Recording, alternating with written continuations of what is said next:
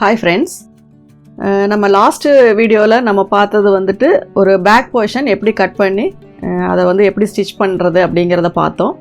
இப்போ அதனுடைய தொடர்ச்சியாக இந்த பகுதியில் நம்ம ஃப்ரண்ட் போர்ஷன் எப்படி கட் பண்ணுறது, அதை எப்படி ஃப்ரண்ட் போர்ஷனை ஸ்டிச் பண்ணுறது அப்படிங்கிறத நம்ம பார்க்கலாம். அதுக்கு முன்னாடி நம்ம சேனலை சப்ஸ்கிரைப் பண்ணாதவங்க சப்ஸ்கிரைப் பண்ணிக்கோங்க. பக்கத்தில் இருக்க பெல் சிம்பிளை ப்ரெஸ் பண்ணிட்டீங்க அப்படின்னா உங்களுக்கு வீடியோஸ் போடும்போது எல்லாமே நோட்டிஃபிகேஷன் வரும். எந்த ஒரு வீடியோவுமே நீங்கள் மிஸ் பண்ணாமல் பார்க்கலாம். இப்போ நான் வந்து மீதி இருக்க கிளாத்தில் கிராஸாக வந்து இந்த பீஸை வந்து நான் போட்டிருக்கேன். ஏன்னா ஒரு குறிப்பிட்ட அளவுக்கு மேலே கிராஸ் பண்ண முடியாது. ஏன்னா ஸ்லீவ் லென்த்தையும் நம்ம பார்க்கணும், முன்னாடி வந்து யோக் இதுவும் பார்க்கணும். அதனால் உடம்பு சின்னதாக இருந்துச்சுன்னா ஃபுல் கிராஸ் போடலாம். கொஞ்சம் பெரிய உடம்பாக இருந்தால் அதில் எவ்வளோ கிராஸ் வருதோ அந்த அளவுக்கு தான் நம்ம வந்து அதில் வைக்க முடியும். இப்போ பிளேஸ் பண்ணினதுக்கு அப்புறம் ஃப்ரண்ட்டு ஷோல்டர் மார்க் பண்ணிட்டோம். சைடில் 3.5 இன்ச்சுக்கு நான் வந்துட்டு யோக்குக்காக நான் மார்க் பண்ணியிருக்கேன். அதிலிருந்து அவுட்டரில் ஒரு 1.5 இன்ச்சும் ஆம்ஹோல் சைடில் ஒரு 1/2 இன்ச்சும் நான் எக்ஸ்டெண்ட் பண்ணியிருக்கேன்.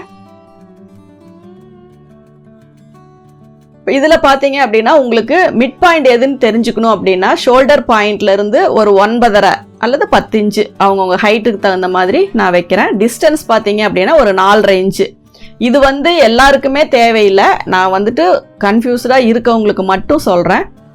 ஃப்ரண்ட் நெக் வந்து 7 எவ்வளோ மெஷர்மெண்ட் எடுக்கிறீங்களோ அதோட ஒரு 1/2 இன்ச்சு சேர்த்திக்கோங்க. நான் 7.5 + 1/2 8 இன்ச்சுக்கு நான் மார்க் பண்ணுறேன். நெக்கு லோவாக போகும்போது ஃப்ரண்ட் ஓப்பன் லென்த் வந்து குறையும். அதனால் மேக்ஸிமம் 2.5 + 1 2 + 1 அந்த மாதிரி தான் வரும். இப்போ இதில் வந்து நான் 2.5 + 1 மார்க் பண்ணுறேன்.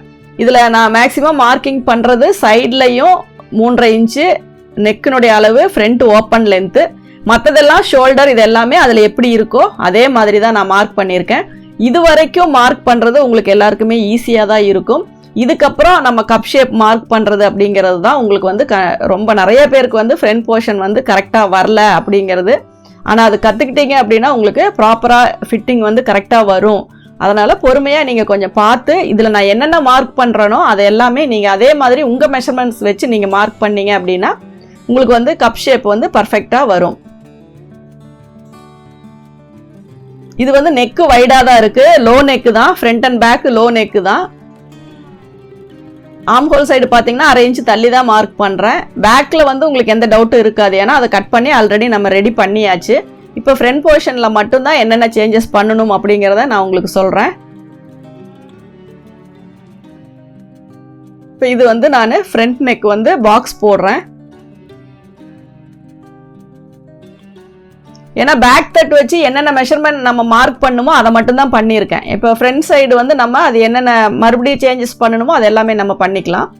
ஒரு 1/2 இன்ச்சு நான் அவுட்டரில் தள்ளி தான் நான் போட்டிருக்கேன். இந்த 1/2 இன்ச்சு உங்களுக்கு ஆம்ஹோல் சைடு நம்ம தள்ளி போடும்போது உங்களுக்கு அது கரெக்டாக வந்துடும். இது வந்து உள்கை டெப்த் வெட்டுறதுக்காக மட்டும்தான் நான் அந்த ஸ்கொயர் போட்டிருக்கேன். அது உள் பக்கமாக, ஏன்னா நம்ம ஆல்ரெடி நம்ம டீப் நெக்குக்கு எல்லாமே ஆம்ஹோல் வந்து ரொம்ப டீப்பாக தான் கட் பண்ணுறோம். அதனால் ஃப்ரண்ட் ஆம்ஹோலுங்கிறது இன்னும் கொஞ்சம் லைட்டாக கட் பண்ணிங்கன்னா போதும். இப்போ நான் ஃப்ரண்ட் வந்து நான் மார்க் பண்ணுறேன். டிஸ்டன்ஸ் பார்த்தீங்கன்னா உங்களுக்கு நான் ஒரு 4.5 இன்ச்சும், லென்த்து பார்த்தீங்க அப்படின்னா உங்களுக்கு ஒரு 10 இன்ச்சும் நான் வைக்கிறேன். இதுதான் வந்து மிட் பாயிண்ட், ஷோல்டர்லேருந்து ஸ்ட்ரெயிட் கீழே கொண்டு வரது. அதுக்கப்புறம் கப் ஷேப்பை வந்து நீங்கள் பிரிச்சுக்கோங்க. நான் சொல்லியிருக்கேன் 3ஆக பிரித்து 1 இன்ச்சு வந்து நீங்கள் ஆட் பண்ணிக்கோங்க. அதுக்கப்புறம் ஸ்டிச்சிங்க்கு சீம் அலவன்ஸ் வந்து 1 இன்ச்சோ அல்லது 1.5 இன்ச்சோ நீங்கள் ஆட் பண்ணிக்கோங்க. இது வந்து அந்த ஃப்ரண்ட்டு இறக்கம் எவ்வளோ வைக்கணும் அப்படின்னு தெரியாமல் கன்ஃபியூஸ்டாக இருக்கவங்களுக்கு இந்த மெஷர்மெண்ட்டை வந்து நீங்கள் ஃபாலோ பண்ணிக்கோங்க. ஏன்னா உங்களுக்கு வந்து ஷோல்டர் ஃபால் வர்றதுக்கு காரணமே கப் ஷேப் வந்து லூஸ் ஆகி ரொம்ப இறக்கமாக வச்சிட்டீங்க அப்படின்னா தான் அந்த ப்ராப்ளம் வரும். இப்போ 11.5 3/4 செஸ்ட் வந்து 1/3 செஸ்ட் வந்து 11.5 + 1 இன்ச்சு சேர்த்திருக்கேன் 12.5. அதுக்கப்புறம் நான் வந்து எக்ஸஸாக 13.5 கீழே போட்டிருக்கிறது வந்து அப்ராக்சிமேட் அளவு 1 இன்ச்சு சேர்த்தி நான் 13.5 இன்ச்சு வச்சுருக்கேன். இப்போ 4 டாட் வேணும் அப்படிங்கிறதுக்காக கீழே மறுபடியும் ஒரு 1/2 இன்ச்சுக்கு நான் மார்க் பண்ணுறேன். இந்த இதில் உங்களுக்கு கன்ஃபியூஸ் ஆச்சுன்னா இப்போ நான் சொன்ன மேட்டரை தான் நீங்கள் திருப்பி கொஞ்சம் ரிவைண்ட் பண்ணி, அதாவது பேக்கில் போயிட்டு மறுபடியும் பார்த்தீங்க அப்படின்னா மறுபடியும் அந்த சொல்கிற விஷயங்கள் வந்து உங்களுக்கு தெளிவாக புரியும்.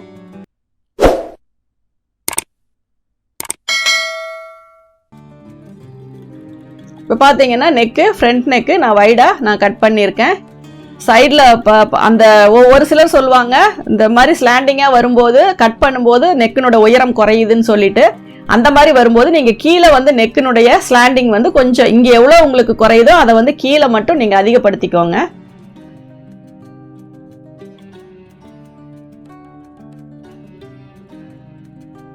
நெக்கு வந்து எந்த அளவுக்கு அகலமாக வைக்கிறோமோ அந்த அளவுக்கு லூஸ் வரும். அதனால் நீங்கள் ஃப்ரண்ட்டில் வந்து ஒரு 1/2 இன்ச்சுக்கு அதை ஸ்லாண்டிங்கை கட் பண்ணிடுங்க.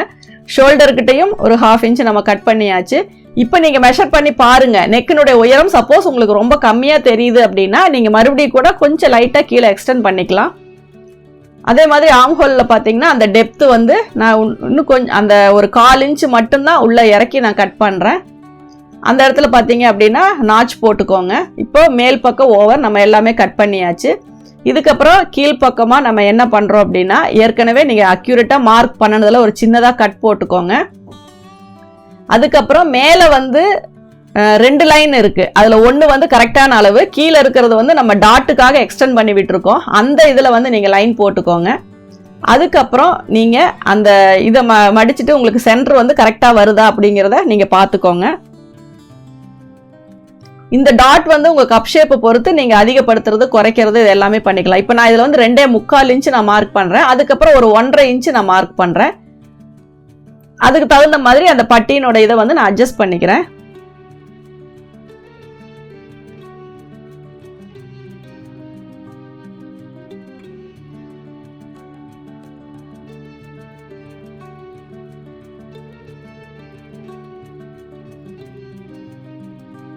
இப்போ வந்து அந்த 1.5 இன்ச்சுக்கு நான் நாச் போட்டுக்கிட்டேன். இப்போ அந்த சென்டர் பாயிண்ட்ல இருந்து நம்ம சுற்றி எல்லா பக்கமும் ஒவ்வொரு நாச் போட்டுக்கலாம். ஏன்னா மிட் பாயிண்ட் உங்களுக்கு ஆல்ரெடி தெரியுது. அப்போ அதை சுற்றி வர டாட் வந்து எப்படி நம்ம மேட்ச் பண்ணணும் அப்படிங்கிறத, என்ன டிஸ்டன்ஸ் ஷார்ப்பாக வேணும்னா ரொம்ப க்ளோஸாக கொண்டு வாங்க. உங்களுக்கு ஃப்ளாட்டாக தான், அதாவது ஓரளவுக்கு அந்த ஷார்ப்னஸ் தெரியக்கூடாது அப்படின்னா கொஞ்சம் நல்லாவே டிஸ்டன்ஸ்லேயே அந்த டாட்ஸை வந்து நீங்கள் நிறுத்திக்கோங்க. லீனாக இருக்கிறவங்களுக்குமே 4 டாட் போடலாம். அது வந்து ஒரு ஃபிட்டிங் வந்து உங்களுக்கு நீட்டாக கிடைக்கும். அதனால் வந்து நீங்கள் 4 டாட் வந்து உடம்பு பெருசாக இருந்து கப் ஷேப் பெருசாக இருந்தால் தான் போடணுங்கிறது இல்லை. நார்மலான ப்ளவுஸுக்கு கூட நீங்கள் 4 டாட் போட்டுக்கலாம். மேக்ஸிமம் நான் பேசுகிறது எல்லாமே உங்களுக்கு வந்து புரியும்னு நினைக்கிறேன். ஏன்னா நான் ரெகுலராக என்னுடைய எல்லா வீடியோஸ்லேயுமே நான் ஒரு சில விஷயங்கள் வந்து இங்கிலீஷில் சொல்கிறேன் அப்படின்னா அது கண்டிப்பாக உங்களால் புரிஞ்சிக்க முடியும் அப்படிங்கிறதுனால தான் நான் சொல்கிறேன். சப்போஸ் அப்படி எதுவும் புரியலைன்னா, ஏன்னா அது வந்து நீங்கள் கற்றுக்கிறதுக்கும் மற்ற சேனல் பார்க்குறதுக்கும் உங்களுக்கு யூஸ்ஃபுல்லாக இருக்கும். அதனால் ஓரளவுக்கு நீங்கள் அண்டர்ஸ்டாண்ட் பண்ணிக்குவீங்கன்னு நினைக்கிறேன். உங்களுக்கு அதுலேயே ஏதாவது டவுட்ஸ் இருந்துச்சுன்னா நீங்கள் கமெண்ட்ஸில் போடுங்க. முடிஞ்ச வரைக்கும் அதை நான் கரெக்ட் பண்ணுறதுக்கு ட்ரை பண்ணுறேன்.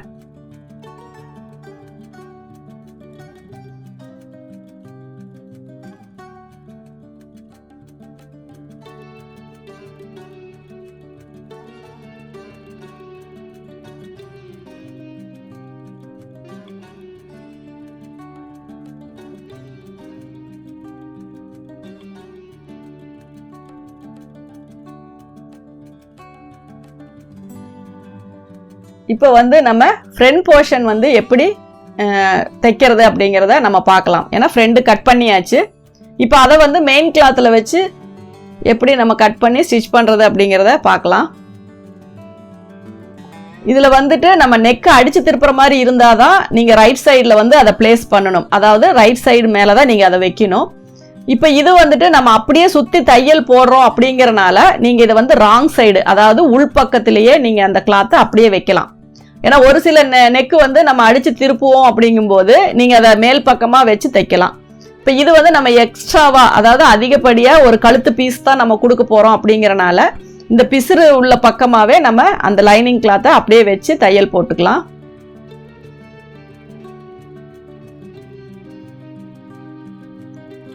அந்த தையல் போடும்போது நான் எப்போவுமே சொல்கிற அதே விஷயந்தான், முடிஞ்ச வரைக்கும் அந்த எட்ஜில் போடுங்க. அதுக்குன்னு எட்ஜில் போடுறேன்னு சொல்லிட்டு கீழே இறக்கி ஏற்றாதீங்க, அதுலேயே லூஸ் வந்துடும். கரெக்டாக அந்த ஸ்டிச்சு போடுறதுக்கான ஒரு ட்ரைனிங் நீங்கள் எடுத்துக்கிட்டீங்க அப்படின்னா, அதாவது எந்த அளவில் தையல் போட்டாலும் ஒரே அளவாக நேராக நீங்கள் தையல் போடணும். அது மேக்ஸிமம் மிஷினோட கண்டிஷன் பொறுத்தும் தான் வரும். இருந்தாலும் உங்களுடைய கான்சன்ட்ரேட் வந்து கரெக்டாக அந்த ஒரு நீங்கள் எந்த அளவுக்கு அளவுக்கு ஒரு தையல் போடுறீங்கன்னா ஸ்டார்டிங்லேருந்து எண்டு வரைக்கும் அதே அளவில் தையல் போட்டுக்கோங்க. அப்போ தான் வந்து உங்களுக்கு அந்த ஃபினிஷிங் வந்து நீட்டாக கிடைக்கும். இப்போ ஒரு பக்கம் நம்ம தைச்சாச்சு. அதே மாதிரி ஆப்போசிட் சைடு இன்னொரு பக்கமும் அதே மாதிரி நம்ம அட்டாச் பண்ணிக்கலாம். எங்கேயும் சுருக்கமோ அல்லது துணி லூஸ் கொடுத்தோ அந்த அளவு மாறக்கூடாது. அப்படி மாறிச்சு அப்படின்னாவே உங்களுக்கு ரைட் லெஃப்ட்ல ஏதாவது ஒரு சின்ன வித்தியாசமாவது வரும். அதனால முடிஞ்ச வரைக்கும் எந்த ஒரு இதுவும் வராம கரெக்டா பார்த்து தைங்க.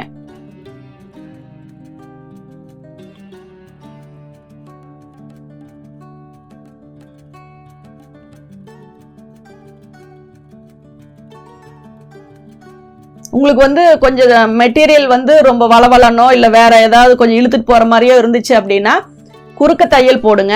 அப்படி அது தையல் போட்டாலும் லூஸ் வருது அப்படின்னா குண்டூசி போட்டுக்கோங்க. அந்த மாதிரியான ஒரு சேஃப்டியான ஒரு சின்ன சின்ன இதெல்லாம் பண்ணிட்டு அதுக்கப்புறமா நீங்க தையல் போட்டீங்க அப்படின்னா இந்த மாதிரி இதுக்கெல்லாம் உங்களுக்கு வந்து துணி லூஸ் வராது. ஏன்னா நிறைய பேர் லைனிங் பிளவுஸ் தைக்கும் போது ஃபிட்டிங் கரெக்டா வரல அப்படிங்கிறதுக்கான காரணம் லைனிங் துணி தனியாகவும் மேல் துணி தனியாகவும் விலகிட்டு சுருக்கமாக நிற்கிறது தான். அப்போ நீங்கள் டாட் பிடிக்கும் போது அது அப்படியே கண்டினியூ ஆகி நிறைய ஒரு மாதிரி பல்ஜியாக துணி நிற்கும். அதனால் அந்த மாதிரி ப்ராப்ளம் வராமல் நீங்கள் கரெக்டாக அந்த துணி லூஸ் கொடுக்காம உங்களுக்கு பார்க்கும்போது அது ஒரே துணி மாதிரி தான் தெரியணும். எந்த இடத்துலையுமே அது 2 துணி அப்படிங்கிற அளவுக்கு உங்களுக்கு அந்த கேப்போ அந்த சுருக்கமோ அந்த டிஸ்டன்ஸோ எதுவுமே தெரியாமல் நீட்டாக இருக்கணும். அந்த மாதிரி இருந்தால் தான். ஒரு சிலர் வந்து ஒவ்வொரு பார்ட்டையுமே தைச்சதுக்கப்புறம் அயன் பண்ணி தான் ஸ்டிச் பண்ணுவாங்க. ஒவ்வொருத்தரும் ஃபினிஷிங் கொடுப்பாங்க. அந்த மாதிரி அதே அளவுக்கு நம்ம நார்மலாகவே அந்த ஃபினிஷிங் கொண்டு வரணும். அப்போ தான் வந்து உங்களுக்கு அந்த லைனிங் ப்ளவுஸ் போடும்போது அந்த ஃபிட்டிங் வந்து கரெக்டாக தெரியும். அங்கங்கே சுருக்கம் லூஸு இதெல்லாம் இல்லாமல் இருக்கும். கட் பண்ணி எடுத்ததுக்கப்புறம் அந்த நாச்சஸ் எல்லாத்தையுமே மறுபடியும் மேல் துணியில் வர மாதிரி போட்டுக்கோங்க. நான் கம்பல்சரி இது எல்லாத்துக்கும் சொல்லிகிட்டே இருக்கேன்.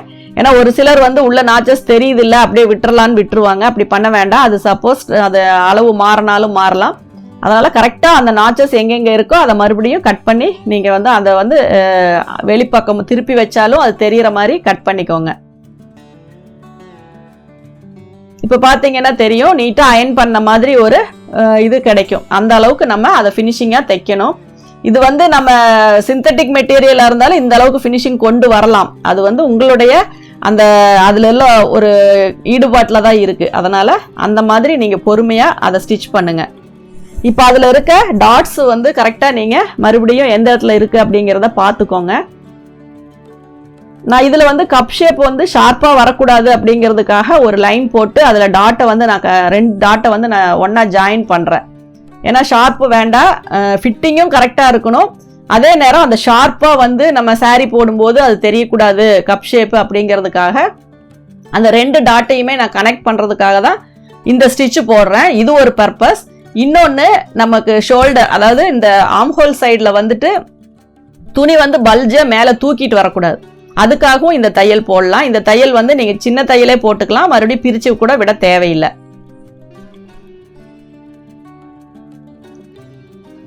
டாட் வந்து எந்த இடத்துல நீங்கள் நீடில் மார்க் போட்டிருக்கீங்களோ அதோட நீங்கள் நிறுத்திக்கோங்க.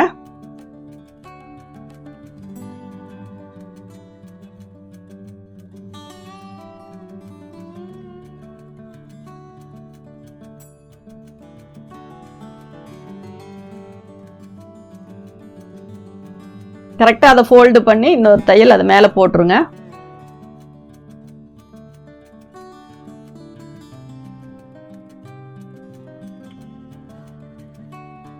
எப்போவுமே நூல் கொஞ்சம் விட்டு கட் பண்ண சொல்லியிருப்பேன். எந்த இடத்துலையுமே நீங்கள் வந்துட்டு டேக்கு அதாவது அந்த பேக் ஸ்டிச் போடல அப்படின்னா நூல் கொஞ்சம் விட்டு கட் பண்ணுங்க.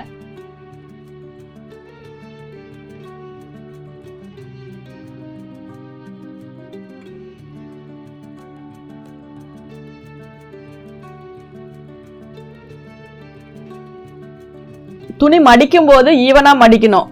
நீங்க ஓபன் பண்ணும்போது உயரம் வந்து வித்தியாசம் வந்துடக்கூடாது. ஃப்ரண்ட்ல பாத்தீங்க அப்படின்னா அந்த எந்த இடத்துல பிடிச்சிங்கனாலும் ஆப்போசிட்ல இருக்க 2 கிளாத்தும் ஈவனா தான் வரணுமே ஒழிய ஒன்று அதிகமாகவும் ஒன்று கம்மியாகவும் போயிடக்கூடாது. அதனால ஃபோல்டிங் வந்து ரொம்ப முக்கியம். இப்போ இது வந்து சைட் டாட்டு.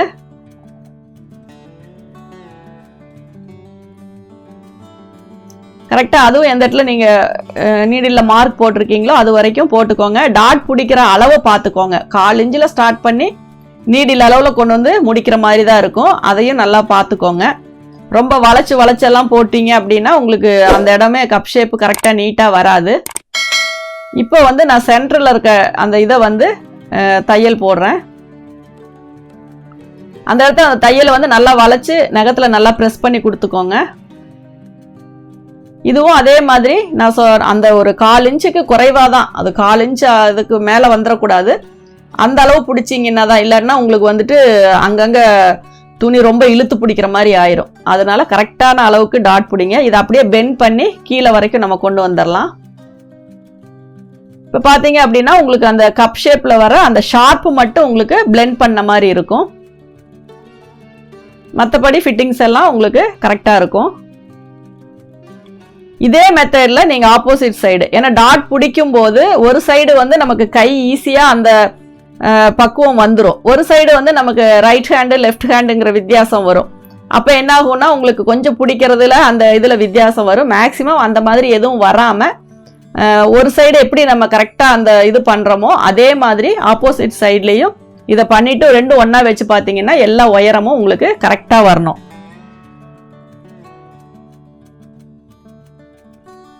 இப்போ இதே மாதிரி ஆப்போசிட் சைட்லேயும் நம்ம டாட் பிடிச்சிக்கலாம். சேம் அதே மெத்தடில் தான். இப்போ பார்த்தீங்க அப்படின்னா ஃப்ரண்ட் போர்ஷன் வந்து நம்ம ரெடி பண்ணியாச்சு. இதுக்கப்புறம் நம்ம வர்றது பட்டி, ஸ்லீவ், இந்த மாதிரி ஸ்டெப் பை ஸ்டெப் பார்ப்போம். இதை வந்து நீங்கள் நல்லா புரிஞ்சுக்கோங்க. இதில் என்ன உங்களுக்கு டவுட்னாலும் நீங்கள் கமெண்ட்ஸில் போடுங்க. Thank you viewers.